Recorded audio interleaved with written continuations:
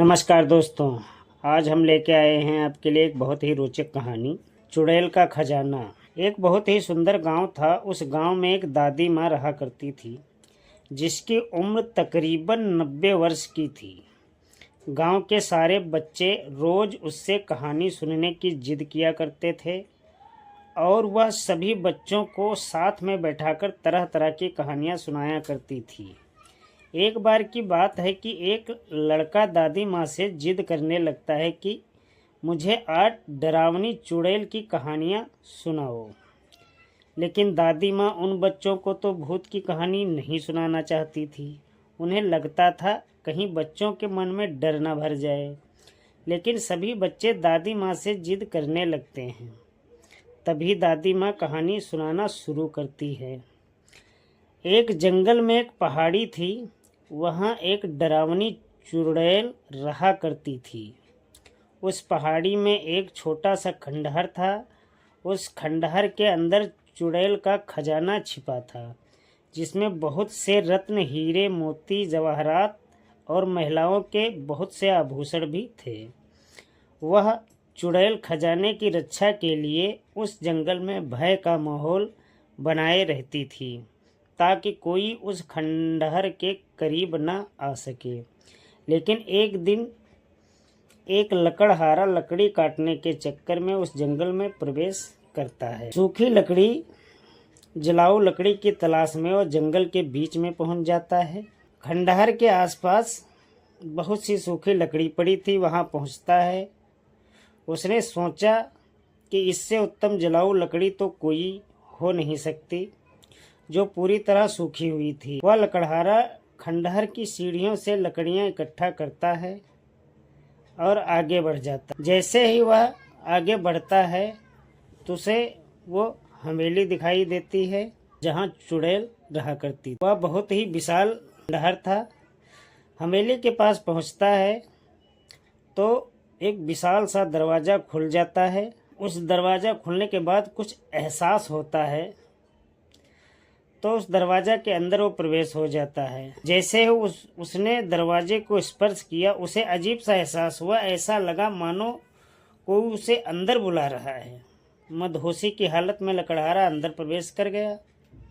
खंडहर के अंदर जाते ही उसकी आंखें चकाचौंध। बड़े बड़े मिट्टी के बर्तन, असरफियाँ, सिक्के और हीरे जवाहरातों का भंडार था। लकड़हारा ने आज से पहले इतनी दौलत कभी देखी नहीं थी और स्वाभाविक है कोई भी इंसान इतना बड़ा खजाना देखकर चकाचौंध हो जाएगा। तभी खंडहर के अंदर एक आहट के साथ दरवाज़ा बंद हो जाता है और ज़ोर से हवाएं चलने लगती हैं। तो लकड़हारा एक खंडर के खंभे को पकड़कर अपनी जान बचाता है। तभी वह डरावनी चुड़ैल अपना भयानक रूप प्रकट करती है। यह देखते ही लकड़हारा बेहोश हो जाता है। इसी बेहोशी की हालत में लकड़हारा की एक रात वहीं हवेली में गुजर जाती है। सुबह जब उसको होश आता है तो देखता है कि उसके आसपास सब पेड़ ही पेड़ खड़े। उसके बाद लकड़हारा उठता है, अपने कुर्ते में हाथ डालता है और देखता है उसके कुर्ते में एक सोने का सिक्का। यह देखकर बहुत खुश हो जाता है। सोचता है कि जान तो बच गई और इससे बड़ा सिक्का, और इतना बड़ा सिक्का भी मिल गया, जिससे उसका खर्चा तो चल ही जाएगा। और वह उत्साहित होकर अपने घर वापस आ जाता है। घर आकर अपनी प्रतिक्रिया अपने घरवालों को बताता है, लेकिन घरवाले उसकी बातों का कोई ध्यान नहीं देते, क्योंकि उसे ये नहीं पता है कि वो अदृश्य हो गया है या उसकी मौत हो। और तभी दादी माँ सभी बच्चों को नींद से जगाती है, क्योंकि बच्चे कहानी सुनते सुनते सो जाते हैं।